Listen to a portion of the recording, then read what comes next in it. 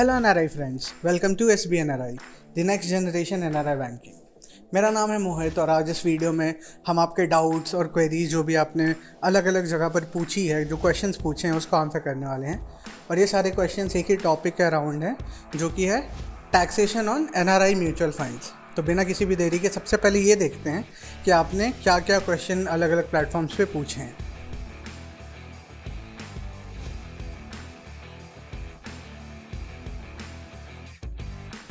तो जितने भी क्वेश्चंस आपने हमसे पूछे हैं उन सब का एक ही बेसिक आंसर है, वो है taxation on NRI mutual funds. तो हमें ये समझना है कि जो mutual fund investments in India है, अगर वो कोई एनआरआई के थ्रू होते हैं तो उस पर टैक्सेशन क्या होता है। तो सबसे पहले हम यहाँ ये समझना होगा कि एक मिनिमम होल्डिंग पीरियड होता है लॉन्ग टर्म कैपिटल गेन के लिए। तो हम लॉन्ग टर्म कैपिटल गेन की बात इसलिए करें क्योंकि टैक्सेशन उसी हिसाब से होता है। तो जो होल्डिंग पीरियड है उसको आप ऐसे समझ सकते हैं कि आपने किसी म्यूचुअल फंड में इन्वेस्ट किया, तो अगर वो इक्विटी फंड है तो कम से कम आपको 1 साल तक उसे अपने पास रखना होगा।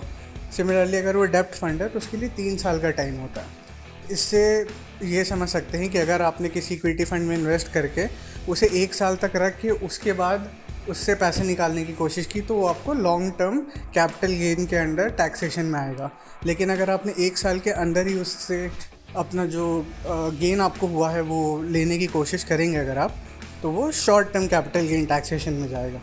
सिमिलरली डेब्ट फंड में 3 साल का मिनिमम होल्डिंग पीरियड होगा। तो अब हम इस पर टैक्सेशन समझते हैं। शॉर्ट टर्म कैपिटल गेन अगर आपका हो रहा है, जो कि इक्विटी फंड में 1 साल और डेब्ट फंड में 3 साल है, तो इक्विटी फंड के अंडर आपको 15.60% का टैक्स पे करना पड़ेगा, जिस पे 15% बेस चार्ज है प्लस 4% का सेस लगता है।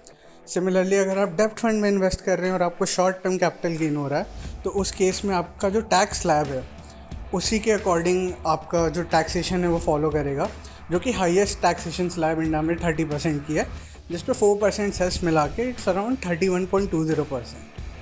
अब अगर हम लॉन्ग टर्म कैपिटल गेन की बात करें तो इक्विटी फंड्स पे आपको 10.40% का टैक्स देना पड़ता है, जो कि बेस टैक्स 10% प्लस 4% सेस है। अब ये लॉन्ग टर्म गेन अगर 1 लाख से एक्सीड करता है तभी आपको देना पड़ता है ये टैक्सेशन।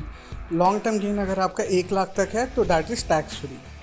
अगर हम डेब्ट फंड्स की बात करें under long term capital gain taxation, तो उसमें 20% का स्लैब है विद इंडेक्सेशन बेनिफिट्स। तो ये एक ओवरऑल ओवरव्यू है in terms of taxation of NRI mutual funds. अब यहाँ पे ये समझना ज़रूरी है कि ये इन फॉर्मेट ऑफ टीडीएस डिडक्ट होता है। तो टीडीएस पे डिडक्ट होता है, तो आप आगे जाके whenever you file your returns you can opt for a tax refund. तो उसके लिए if you need an in detail tax advisory then SBNRI can help you with that.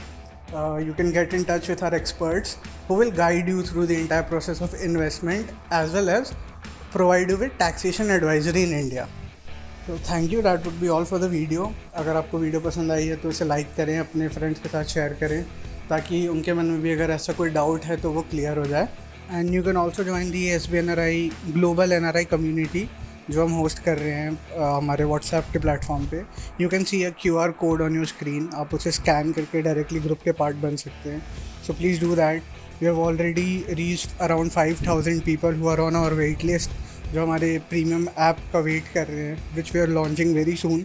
So just be in line to get all the benefits at one place to make SBNRI your one-stop solution for every banking need in India.